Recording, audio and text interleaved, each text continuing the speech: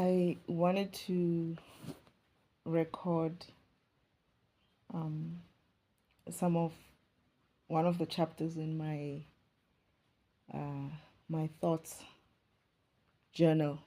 That is, this is when I was going through or just started with my awakening process, and at some stage I had decided that I wanted to write about it because I was going through so much that I felt like I needed to record it somewhere somehow. And when I'm reading it, I'm realizing that it was actually a good idea for me to record it because I had started I had started forgetting about what actually happened to me because it's been a while now since I've left the farm where my awakening started. So I wanted to read it and read it out loud and record it so that I can listen to it as well, other than just reading it. And maybe if I feel like it's okay, I might post it as well. So here it goes. I don't know what chapter it's gonna be, but it says chapter 5, my thoughts. 6, continuation of 6D. And the caption says, My Father, the Creator. To say I was upset is an understatement of my existence. I was calm at first. I was trying to be calm. I had to be calm. Then I was fuming. Next thing I knew, boom. Father, the ancestors, everyone was down. After I basically crept on them and even promised to hunt them down, each and every one of them, including Father, most especially Father. They were quiet for like 2 to 3 days. I wanted to be alone and not think. Yes, I threatened my father more than once. I'm not proud of it. He usually gets the brunt of it. But I'm not going to sit here, lie, and hide things about myself. I never ever pretend to be a nice or good person. I'm the first to admit I don't usually go after people unless they piss me off.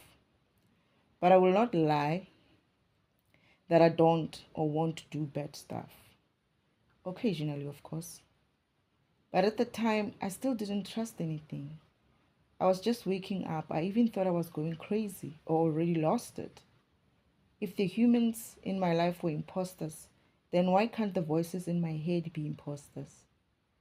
I even thought it was them pretending to be my spirit team. It took me a while to finally trust they were real and they were there to help me. Then I remembered it was always part of the plan. I was always going to explode. I knew I had to go through it. I had to go through my planned awakening. I was scared. I was more scared that I would lose it, that I would lose myself. Then I remembered Father's promise that He will be there with me every step of the way. I tried to calm down. I calmed down. They were there. They never left. At this stage, I didn't even know if I was happy they were still there or still upset with them. I think both. So it began. I was to go through my life or my existence from the beginning. It wasn't in particular order, but I had to understand what happened, why it happened, and who was involved. Every step of the way, I would cast blame at Father, the ancestors. Where were they when all of this crap was happening, and why didn't they stop it? What was the use of having a powerful spirit team if they couldn't even take off one head? I'm a monster, I know, and I like it. I got the feeling that that's not how it works. With great power comes great responsibility. I was to learn later, though. It was probably a good idea for Father to suppress my powers. I might have intentionally made a mistake. And even without my powers, it was probably a good thing that I had to be asleep for the whole thing. Otherwise, this shit wouldn't have gone down so easy. Turns out that even in my sleep, I was so protected, they had only gone so far. All thanks to my spirit team. I love them. Then I don't love them again. Then I ask them to forgive me and understand that I'm still waking up. Then I'm upset again and I want to kill or bash something. It went on like this for a few weeks. Then I started settling down. All this time, while this is going on, I'm still being attacked day and night by my torturers. I realized my environment had been set up by my family and my friends to basically torture me into submission. Incessant tapping on the roof, right on top of my head. Incessant birds chirping, dogs barking, bees and flies flying at the door or windows, trying to get in just when I tried to get a nap or rest a little. And my favorite one, the wind blowing hard against my cabin and trying to rip off the metal of the roof. It was brutal, and I couldn't just take a knife and start stabbing who I believed to be my torturers. They wanted me to go crazy, and I knew it. I knew that's what they wanted, even before I went deep into my awakening. That whoever was tapping on the roof wanted to make me crazy. Here's the thing. It's never a good idea to try to mess with someone who is capable of going crazy and enjoying it. What they didn't realize is I enjoy Crazyville. I vacation there. Heck, I talk to God directly. By definition in this world, I'm already crazy.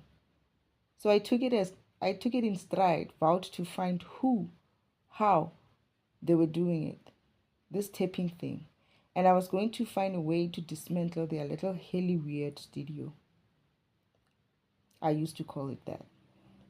While going through my awakening, realizing who, what, and when, I developed some requests I hoped the universe would answer. I wasn't sure what the impact would be on the universe, so I asked for Father to sort of review them and okay them. I was tortured and continued to be tortured during my awakening. I didn't want my torture to be in vain, so I asked the universe to make some changes that I hoped would benefit the innocent. Every time the universe, Father, shared knowledge of what happened to me, how they did it, and who, I would ask the universe to make a change to protect the innocents from the wrongdoing moving forward. I was determined. I was working with God and the universe to make a change, to make an impact on the wrongdoers and those who are wronged. Wrongdoers would be punished, the innocent would be blessed. I felt like I was doing something other than being a hermit with no purpose. Many people and things saved my life and my sanity during my awakening. Other than my powerful spirit team, which includes Father, my brother Jesus, who's my blueprint, he so saved my life. My counterpart, who came all the way from the future to give me a heads up about my awakening, saved my life and my sanity. My veggie garden saved my sanity. And my work with the spirit team, Father, and the universe saved my life and my sanity. And lastly, my thoughts text. That is my journal. I don't know if it will be turned into a book or manual one day. It doesn't matter what. It so saved my life and my sanity.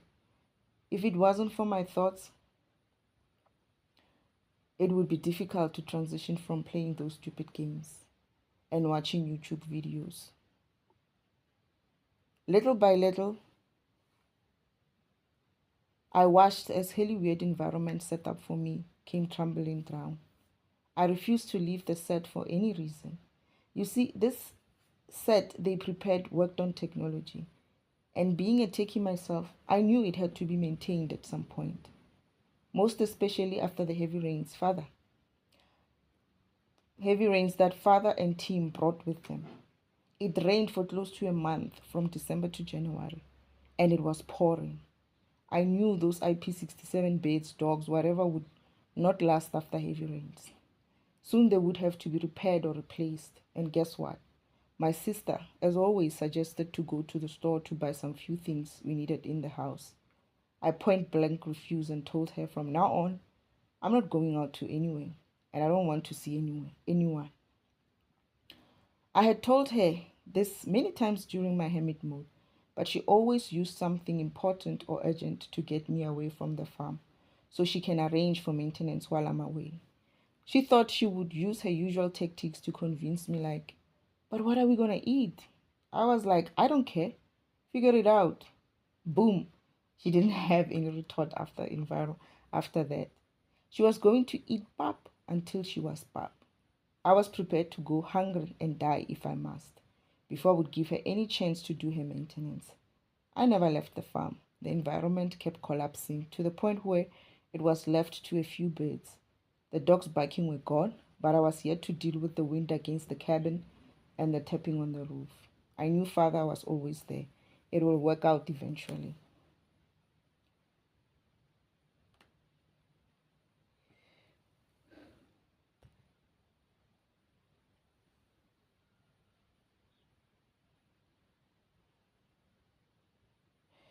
So it goes on further, but um, I'm thinking, I think this is enough. Yeah,